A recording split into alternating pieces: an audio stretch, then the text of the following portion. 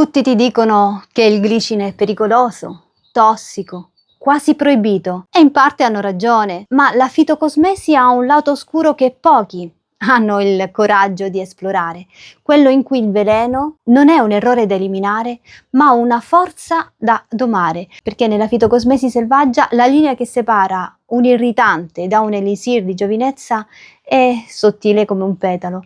Oggi ti insegno a camminare proprio su quel filo. Non facciamo solo una tintura, ma impareremo l'arte di separare la minaccia dalla bellezza. Benvenuto nel laboratorio alchemico di Custodi di Erbe. Raccolgo nelle ore più calde, quando l'umidità della notte è svanita e la pianta lavora al massimo per attirare gli impollinatori. Se la giornata è umida, stendi il raccolto in casa per almeno 8 ore. Deve respirare, perdere l'umidità esterna. Prendo solo i petali, scartando tutte le parti verdi come calice e peduncoli. Perché?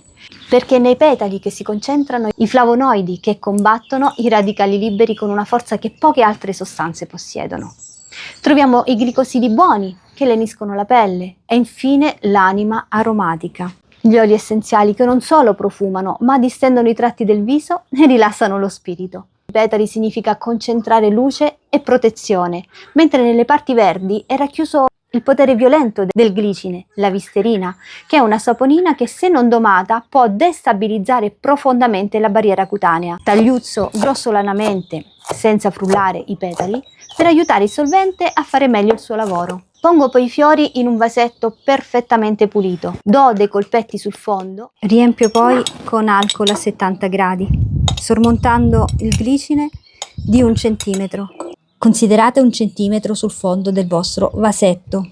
Con il tempo i fiori si imbibiranno di alcol, diventeranno più pesanti e sprofonderanno in esso, mantenendosi coperti con la soluzione idroalcolica che abbiamo preparato. E perché uso una soluzione a 70 gradi? Semplice, i fiori freschi sono gonfi di acqua. Se usassi un alcol con una gradazione inferiore, l'acqua dei fiori rischierebbe di diluirlo troppo, rischiando quindi un'estrazione non ottimale.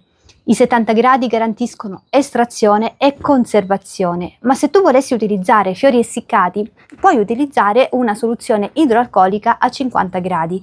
Ricorda però che con l'essiccazione, anche se la fai nel modo più giusto, una buona parte di oli essenziali evaporeranno insieme all'acqua. Chiudo e ripongo al buio e al fresco per 3 settimane. Nei primi giorni, soprattutto nei primi giorni, andrò a controllare affinché tutta la botanica sia immersa nella soluzione. Eventualmente, con un cucchiaio, andrò a spingerla verso il basso senza pigiarla troppo. E come la utilizzerò? Sarà un ingrediente speciale in creme e lozioni, da usare sulla pelle per aiutare a contrastare i segni del tempo e dello stress. Ne userò una piccola parte, non più del 5% sul peso totale degli ingredienti.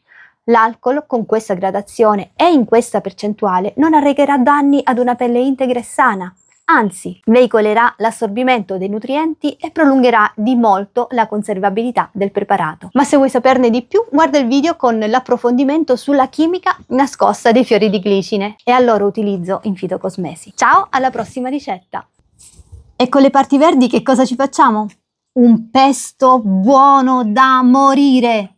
Scherzo, non lo fate mai, le parti verdi del glicine, ricordatevi, sono pericolosissime.